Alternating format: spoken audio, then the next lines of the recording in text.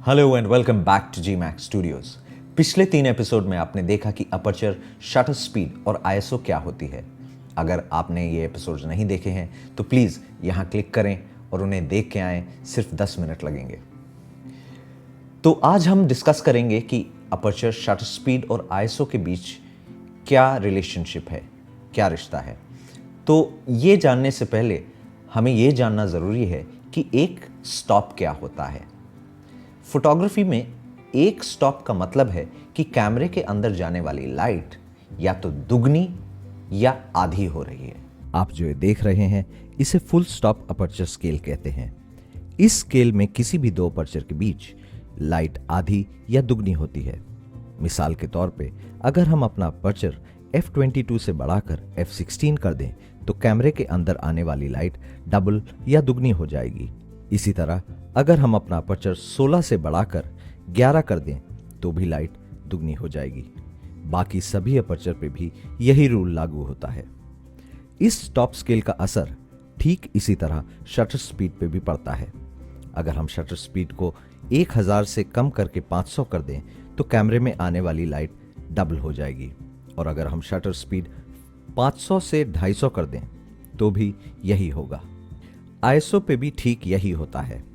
किसी भी दो आईएसओ रीडिंग के बीच लाइट दुगनी हो जाती है अगर हम आईएसओ बढ़ाएं, या आधी हो जाती है अगर हम आईएसओ एक स्टॉप से कम कर दें।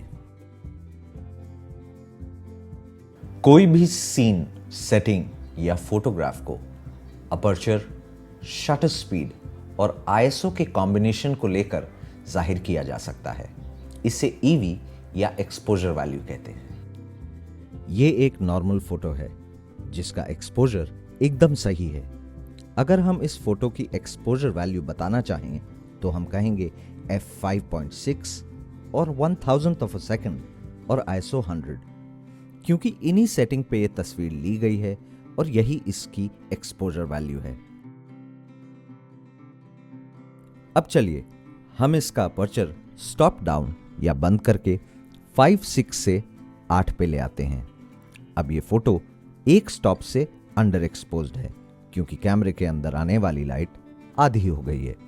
इस कम लाइट को बैलेंस करने के लिए हमें अब शटर स्पीड को एक स्टॉप से बढ़ाना होगा। तो हम इसे 1000 से 500 पे ले आते हैं, जिससे ये फोटो एक बार फिर से ठीक से एक्सपोज्ड हो जाए।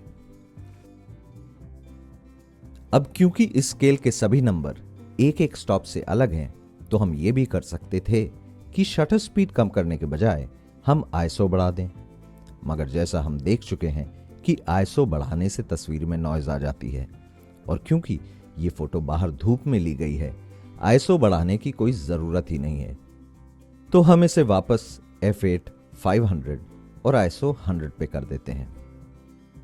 अगर हम इस फोटो का अपर्चर एक स्टॉप से और कम करके f11 पे ले आते हैं तो हमें शटर स्पीड एक स्टॉप से बढ़ाकर 250 पे लानी होगी। इसी तरह अगर हम अपर्चर बढ़ाकर वापस f8 पे कर दें तो फोटो एक स्टॉप से ओवर एक्सपोज्ड हो जाएगी, और हमें शटर स्पीड को एक स्टॉप घटाकर उसे 500 पे लेकर जाना होगा।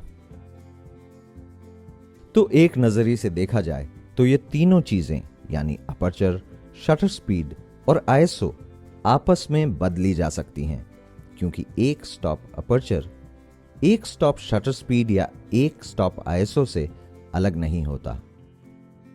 तो अगर हम किसी भी चीज को बढ़ाते या कम करते हैं तो उसे बैलेंस करने के लिए किसी भी दूसरी चीज को उसी मात्रा या क्वांटिटी से कम करना या बढ़ाना होगा। या हम ऐसा भी कर सकते हैं कि उसे बैलेंस करने के लिए हम थोड़ा थोड़ा बाकी दोनों चीजों को चेंज करें। मिसाल के तौर पे ये रही हमारी ओरिजिनल फोटो।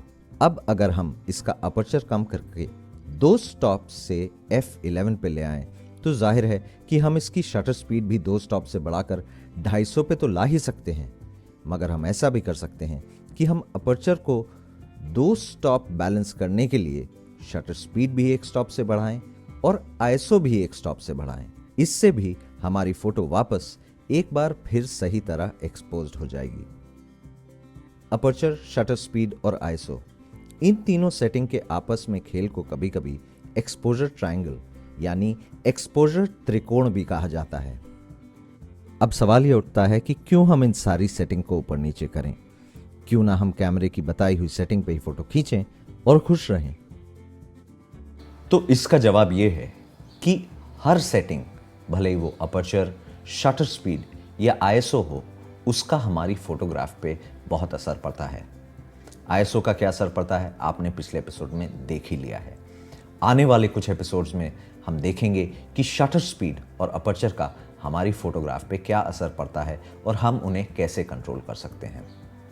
हमारे चैनल को सब्सक्राइब कीजिए, हमारे फेसबुक पेज को लाइक कीजिए, हमें ट्विटर पे फॉलो कीजिए और देखते रहिए जी मैक्स स्टूडियोज़। जल्द ही हाजिर होंगे एक नए एपिसोड के साथ।